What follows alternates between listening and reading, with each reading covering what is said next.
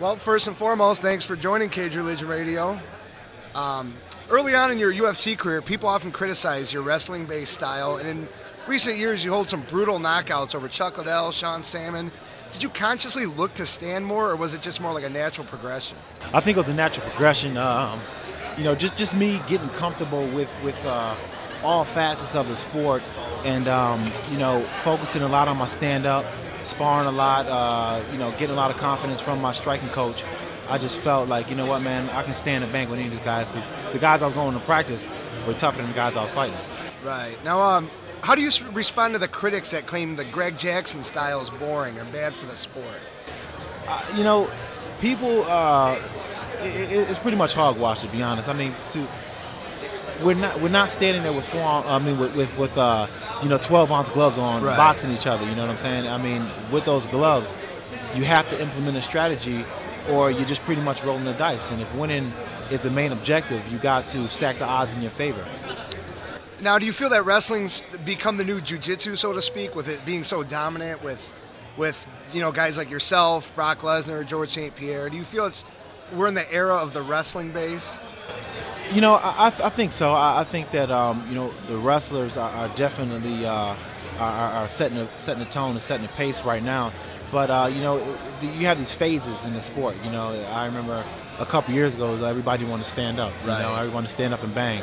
But you got to be smarter. You got to be smarter and understand that whenever you do that, and you may have some great success doing it, but you can end up on the other side of the punch. Now, with your win over Rampage at UFC 114, you're in line for a title shot at Shogun now, and you've spoken about wanting to wait for him to return from his injury. Do you feel the extra time off will help with your preparation? I think so, and I think so more or less because I'm not injured. I can train. I've been to already 3 camps, since my fight, and in each camp I'm continuing to get better. So I think that having the time off is only going to behoove me. Now, do you feel the Shogun's going to be your toughest test to date, or how do you feel on that? Every fight that I have to do is always going to be my toughest test, because it's always the next fight. I think Shogun will present challenges that Rampage didn't, and but that's not to say Rampage didn't present any challenges, but it'd just be different. Just be different challenges. Now, theoretically, on paper, of course, which rematch would you most look forward to, Rampage or Lyoto Machida? I definitely want to get back at Lyoto Machida. That fight, I just felt like it was just one that got away from me. I think he did a phenomenal job, and much respect for him for knocking me out. But I definitely want to get back in there and avenge that loss. Now, having accomplished so much in your career, what keeps you motivated at this point? It's about just the love of the sport. And every once in a while, you have to take a time out to kind of just, come to an expo or just kind of be a fan all over again. And that's what keeps me in the sport. That's keeping me wanting to get better in the sport. And that's what keeps the hunger that I have in the sport. Just the fact that I got to take a time out sometime and realize that, this is the best sport in the world.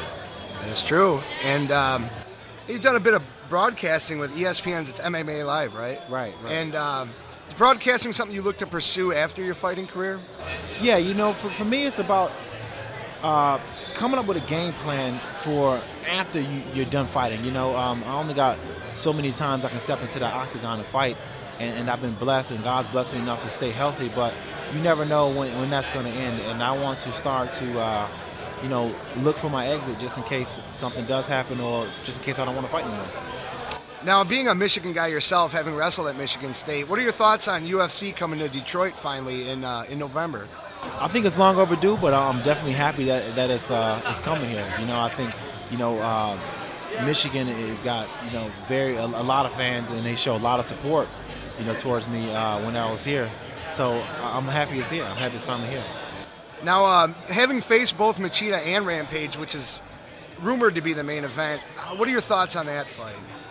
That fight is an interesting matchup, because I was saying earlier in the interview, I think that Machida's style sometimes, it might cater into Rampage's style a little bit, with the way he blitzes in like that, and he may throw more than a couple strikes in a row.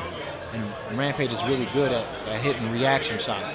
So if you hit Rampage on the right, he may not even be looking, and he's going to throw, a punch, and he may catch you. And the way Machida backs out, he might get caught. But with that said, Machida's very fast, and he has a lot of tools. So I think he may be able to keep Rampage off balance. So it's going to be a tough one. I'm going to have to really see the training camp to really make a decisive choice on who I think, is going to get the fight. Now, lastly, we've talked a little bit about the upcoming Brock Lesnar-Cain Velasquez match. Give us your expert analysis on that fight. Brock Lesnar and Cain Velasquez, that's another interesting matchup.